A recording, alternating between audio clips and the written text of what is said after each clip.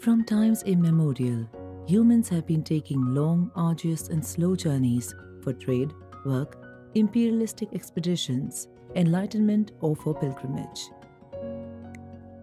In this age of social media and technology, traveling is either without a purpose or a never-ending purpose for seeing new places. Very few embrace the real essence of traveling, which brings about a positive impact within themselves or their surroundings.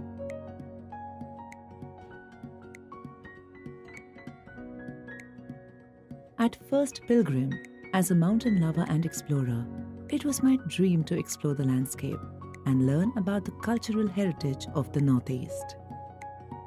A journey to Meghalaya, the Abode of Clouds, would be my first enriching experience of the Northeast. Reaching Meghalaya demanded I fly to Guwahati and then take a long drive to Shillong, which only turned longish, courtesy the heavy traffic on Shillong's outskirts. As I inched closer to Cherrapunji, the heavy rains brought back the obvious question to my mind: why does it rain here so much? Science says the air currents sweeping over the floodplains of Bangladesh gather moisture, cool, and condense to form clouds as they move north to the higher elevations of Meghalaya. These clouds are then stuck amidst the Khasi, Garo, and Jaintia hills of Meghalaya, resulting in copious amounts of rain in this region. Heavy rain, belief, and love for the forest of the local people helped Meghalaya in preserving their 70% of land state under forest area. Walking through the Sacred Forest of Mawphlang, which the Local Lyngdoh clan claim is protected by their deity, advised me not to carry anything out of the forest, except for memories, of course. Centuries ago, the locals of Nongriat built the early living root bridges from the aerial roots of rubber fig tree. It reaffirms my belief that nature provides humans with the best design inspirations. These bridges still stand the test of times, unlike the relationship with our neighbouring countries.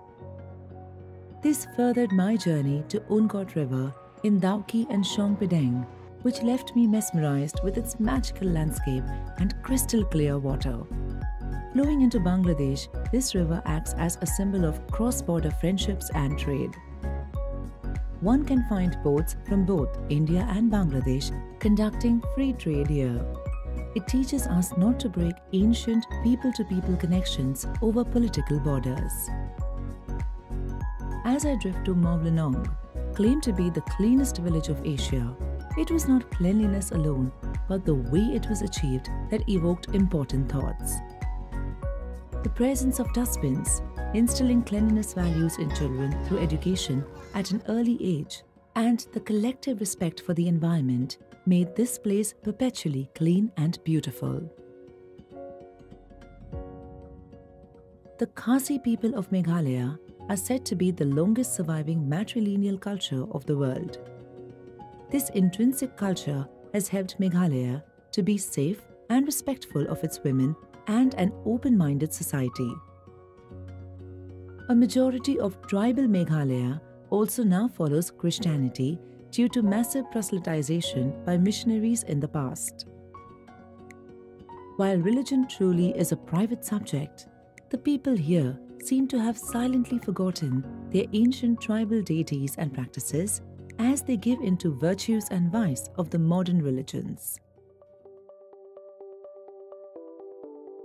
Towards the end of my journey, I put up at a quiet British-era homestay away from the hustle and bustle of Shillong.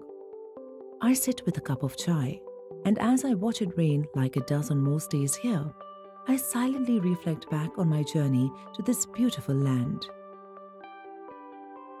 Travel blogging and vlogging has become a mainstream profession to make perfectly normal, happy, and work-friendly people feel miserable for missing out on travel. At the same time, large-scale travel to fragile ecosystems has not just caused a major burden on the environment, but also resulted in cultural and economical shifts in the lives of the indigenous people. Meghalaya, still largely protected from mass tourism with its inspiring culture, beautiful landscapes and respect for its environment, reminds me again to learn from my journey and put it to practice. To be more active in my work of nature preservation, to create awareness for a society which practices equality, and to be more tolerant and aware of people and their sensitivities. As the great Sufi poet Rumi said, and I quote, "Yesterday I was clever, so I was changing the world. Today I am wise, so I'm changing myself."